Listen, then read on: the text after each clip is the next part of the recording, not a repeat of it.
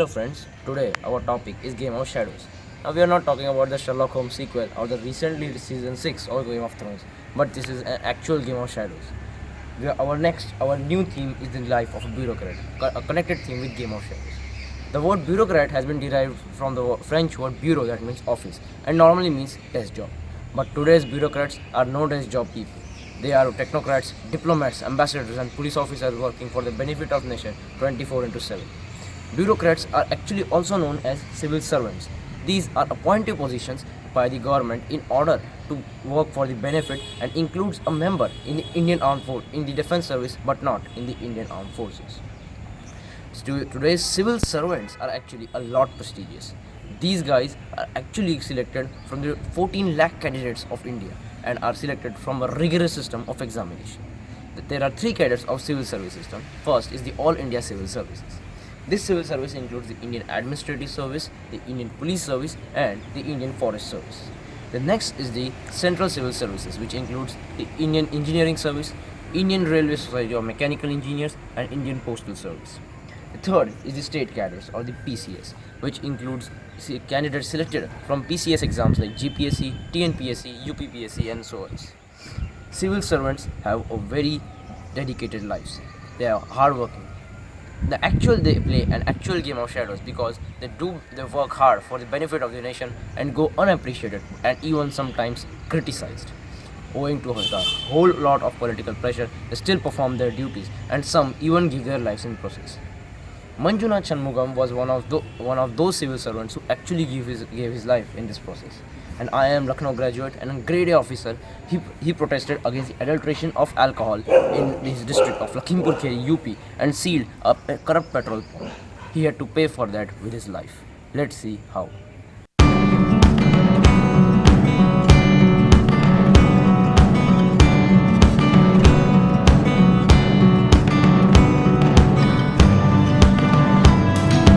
नहीं करता बोल। हो सकता है लेकिन मेरी एरिया में नहीं होगी। ओ गांधी जी बोले। गांधी जी ने तो गोली खाई थी। क्या तू खाएगा गोली? गोलू रुकना, मैं बात कर रहा हूँ। खाएगा मेरे से? बता। 50 लाख दे रहे ना? और कितना चाहिए? बता। क्या है तेरे दिल में, बता। मिलावट नहीं होगी बस। मार साले को! मार इसको! मार!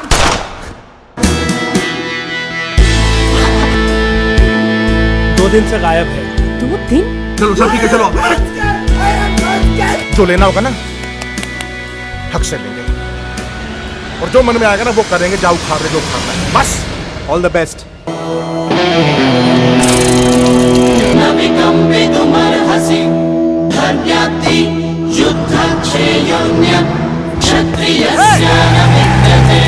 इस धंधे के भीतर ज्यादा घुसने की कोशिश मत करो।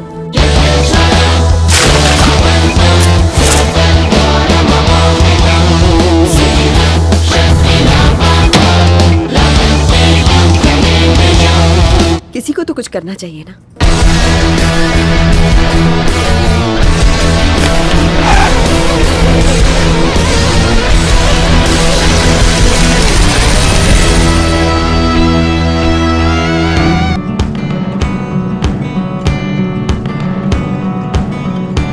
Just as you saw, for being a bureaucrat like Manjunath, colossal amount of hard work and dedication is required.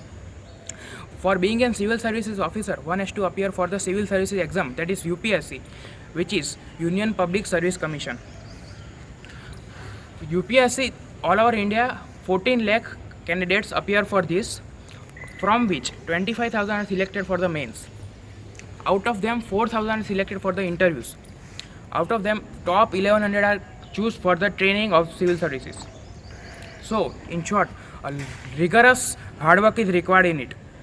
To encourage more number of students from Gujarat government has started an initiative known as Sardar Patel Institute of Public Administration, shortly known as SPIPA. In Gujarat, there are many centers of SPIPA located at places like Ahmedabad, Surat, Vadodara, Anand, etc. SPIPA trains various aspirants from all backgrounds and gives them monthly stipend to encourage them. So we went to SPIPA Academy at NS Patel College, Anand, and there interviewed an aspirant named Virat Sisodia to know the hard work and dedication required for being a civil services aspirant. So let us see the interview. My name is Kunal. We are from GS Patel College of Engineering and Technology, and we are here for a project on communication skill. We are here project to have an interview for aspirant of for the person who is appearing for CBS certificate. So we would like to have some few questions. So would you like to answer us? Sure. My first question is, would you like to introduce yourself? Myself, Vikas Sisulia. I am from Manapur Thermal Power Station, and I completed my 12th thermal and graduation in Bologna. Was there any person by whom you were motivated to apply for this bureaucrat? My father inspired me to work civil services. So he is basically from that field. My father was, he just inspired you. Inspired me. And my auntie, who is also in civil services, but in class 3. I follow her. Okay, but when did you decide to appear for this examination? I decided after 10 or 12. मैं तब से preparation कर रहा था, लेकिन मैंने उसके साथ रियल पेपर के लिए इंजीनियरिंग ली थी. So even though you know that life of bureaucrat is such a tough thing, so still you opted for this. So was there any specific reason that you want to work for the nation, or just because you are inspired by that? नहीं, yes, I am inspired by civil services. Though there is tough life for bureaucrats, but I don't mind. I am very interested in this field, and I like to work for the people in any condition. Okay, according to you, who is an ideal bureaucrat? As Jason, वो defence foreign sector में as Jason. So we would like to know that how you prepare for your exams, so how you manage your time, and what you do to refresh your mind. अभी तो मेरे speaker में class चल रहा है, तो सुबह 7:30 बजे से शाम के 8:30 बजे तक मेरा आना जाना और क्लासेस का सबका टाइम कवर हो जाता है. उसके बाद मैं मेरे वीकेंड में जब ऑफ होता है सैटरडे और संडे, उसमें मैं मेरा वीक का जो भी पढ़ाया हुआ है सिलेबस को कवर कर लेता हूँ, और उसके साथ जनरल टेस्ट वो जो कुछ होता है उसका भी फॉलोअप लेता हूँ. जैसे मैं अपडेट कर सकूँ, करंट अफेयर्स भी कर रहा हूँ, और मैंने GPSC दी हुई थी क्लास 1 की, वो भी उसका रिजल्ट आया है, मैं क्लियर भी हुआ उसमें कॉलेज में. मेरे 378 मार्क्स थे. Okay, if you are selected, which cadre will you choose, like IAS or IPS? And if you are selected, and if you are given a chance to choose your state, so in which state you want to go for posting, so would you like to choose your home state or some other field state like Bihar or something? The home state. You go for home state. Okay, so I guess we got our answers. And, thank you for giving us a time, and we are giving you best of luck for your upcoming future.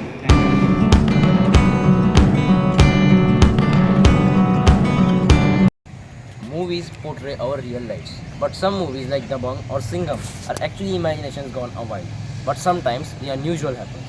We are talking of one of India's finest IPS or Indian Police Service officers, Shivdeep Vaman Lande, who is popularly known as Dabangg for his Dabangg style of functioning. An electrical engineering graduate, he rose from poverty from Akola district in Maharashtra and became the city SP for Patna. When he became the city SP, he curbed down on land mafia, the medicine mafia, extortion, illegal racing and eve-teasing. He was so popular that he received marriage proposals every day from damsels in distress he often rescued. When cases of eve-teasing registered with him, he reached there within 10 minutes. And actually every girl in Patna had his number registered, so that anytime she was being touched or eve-teased, he would come to rescue her. When he was so popular in his city, when he was actually transferred to Araria, the city of Patna erupted in protests, and it was at the behest of Bihar CM Nitish Kumar that the city went again for a calm end. He has also a very gentle side. He donated 60% of his pay to his Yuva Sangathanan, an organization he founded oneself. This Yuva Sangathanan actually pays for poor girls being married and students being given coaching classes for free. So let's find out who Shivdeep Vaman Lande actually is.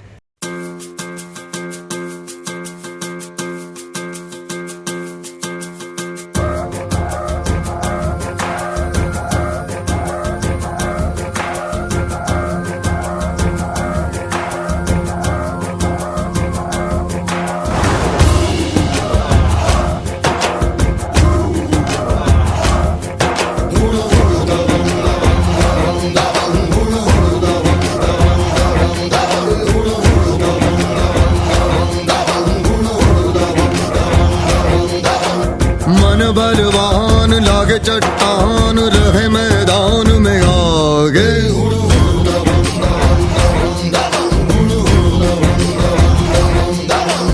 जो झुंझार होते यार वही सरदार सा लागे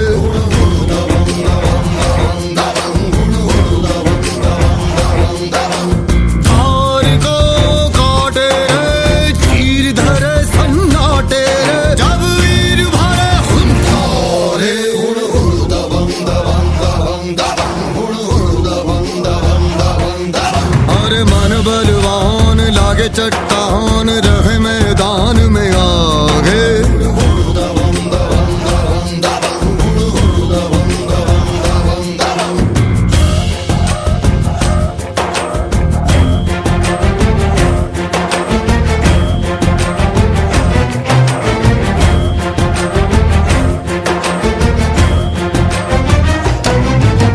गगन अगन बरसावे रे वो ठंडी पवन बन जावे रे जो सबका भार उठावे रे वो ही दबंग वो जब खड़ी कठिन सी आवे रे वो झट से सबल बन जावे रे जो सबको पार लगावे रे वो ही दबंग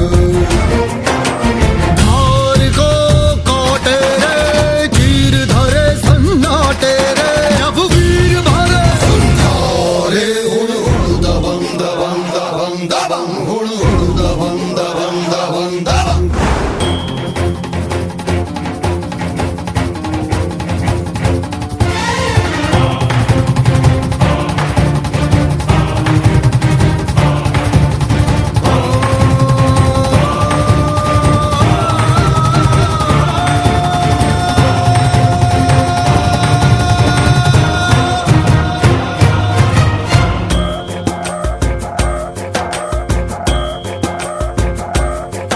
जब बात आन पे आवे रे वो बाण करज पे खावे रे वो सबके प्राण बचावे रे वो ही दबंग वो शूरवीर कहलावे रे सरकाल बने मंडरावे रे दुश्मन को मार गिरावे रे वो ही दबंग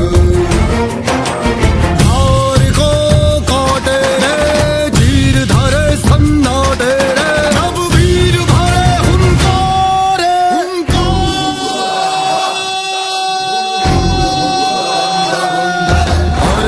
बलवान लागे चट्टान रहे मैदान में आगे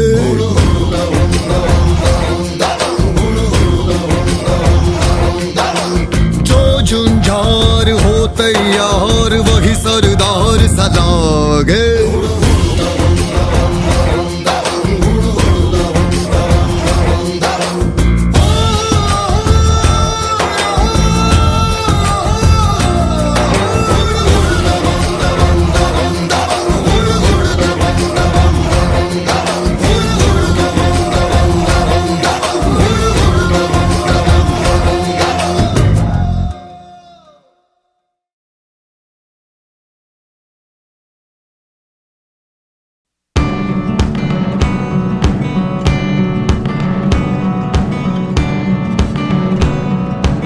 Seeing people like Shivdeep Varma Lande, an idea comes to our mind that why not we become like them?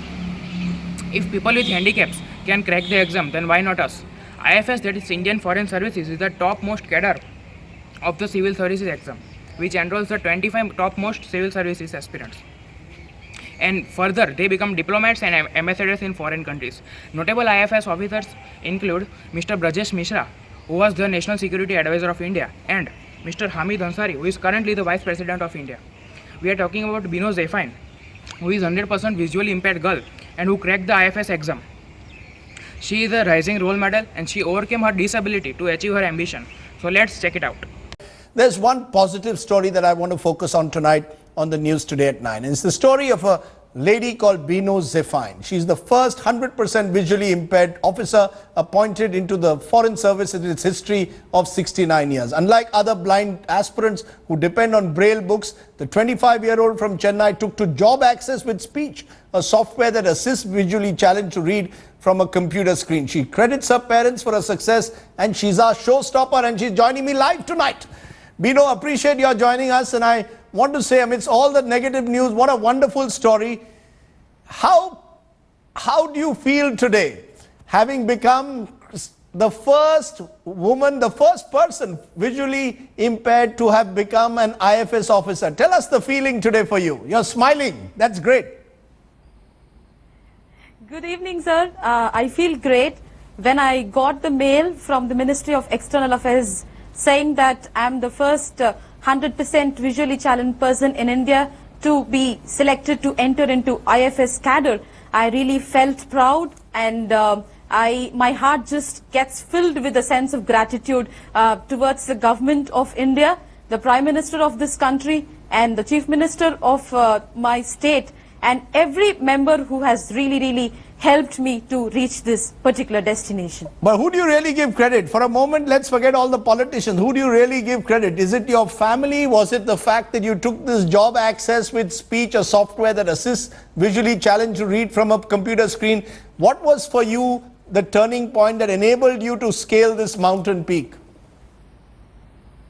Sir, right from my childhood, at least from my 11th and 12th standard, I just say I might not have vision, but I have a vision to become a civil servant. So I think that sense of determination, that sense of perseverance has really enabled me to reach this particular place, sir. And how long did you have to study for it? How long was this exercise, this vision that you had to become a civil servant? Was it from childhood that you wanted to become one, or when did you decide to become a civil servant? So like any other child, I too had different aims. Like I just wanted to become a lawyer, I just wanted to become a lecturer. But from my 11th and 12th, strangely, the aim of becoming a civil servant just, it entered into my mind, and it got mixed with my blood. So when people wasted water, I just used to advise them, please don't waste water. And people just call me, oh, are you a collector to advise us? So from that moment, every single event that happened around me and my family, everything got clubbed together. Every single factor has made me to prepare for this examination, sir. And what is your goal now? Now that you're joining the IFS, do you hope to be one day foreign secretary? What would you like to do next? What's the next big challenge? Sir, I am just 25 years old. So when I enter into the system, I really need to understand the system with the guidance and the help and the support of my senior officers. Right. So with their guidance, whatever best I could do, I would definitely discharge my duties with utmost sincerity, dedication and determination. And sir. you don't see yourself in any way suffering from a handicap, right? Yes, sir. Sir, Great. Helen Keller once said, I cannot do everything, but I can do something. I will not refuse to do that I can do. So I thought that Beno Zephine NL, would be able to achieve something and enter into the prestigious civil services of this country. So I did not refuse to do it, sir. I have done it. You've done it. You've conquered a peak. We are very proud of you. Congratulations today. You've lifted so my much, spirit. In amidst the depressing news, you've given me something to smile about. Wonderful story, Beno Zephine. Go from strength to strength. May you be an inspiration for many others. Thanks very much for joining me. That's it on the program.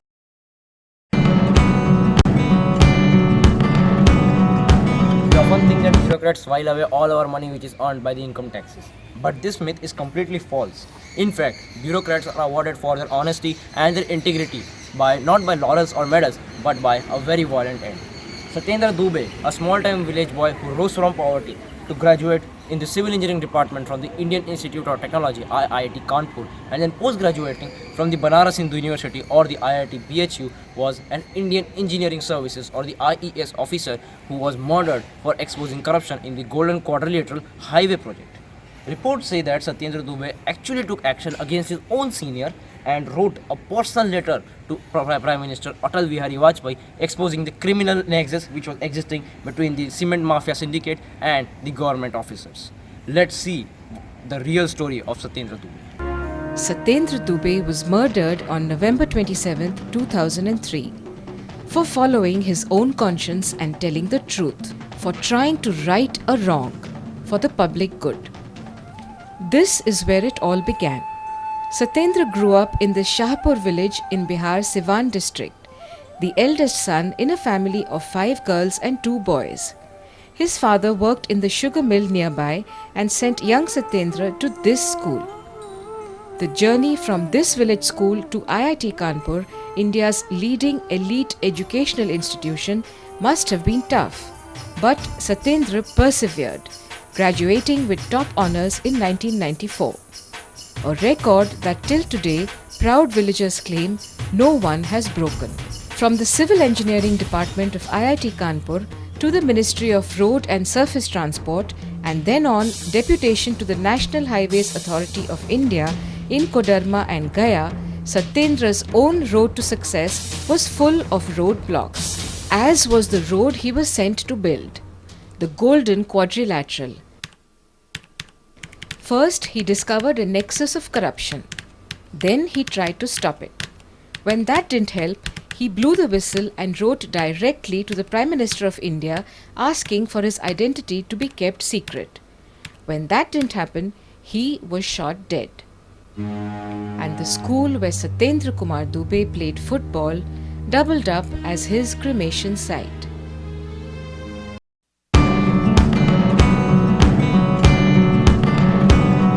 Seeing the interviews and videos, we can conclude that bureaucrat has very limited options and lot of things to worry about. They sacrifice their personal and private life for it. Even knowing that after retirement, everything, that is their bungalow, their car, is taken back and they are not even pensioned off, but still 14 lakh people are fighting for the top 1100 jobs of the country. Asking the same question to Mr. Alok Kumar, Deputy Commandant, Indian Police Service IPS at Baroda, answered that the fruit of this combat is so sweet that you will be ready, you will be willing to combat for it for another couple of times. Though the game of shadows is very threatening, but still it is a very life-changing experience. It plays till the end and always gets the positive result for the nation. So come on, let's join the thrill, but your turn first.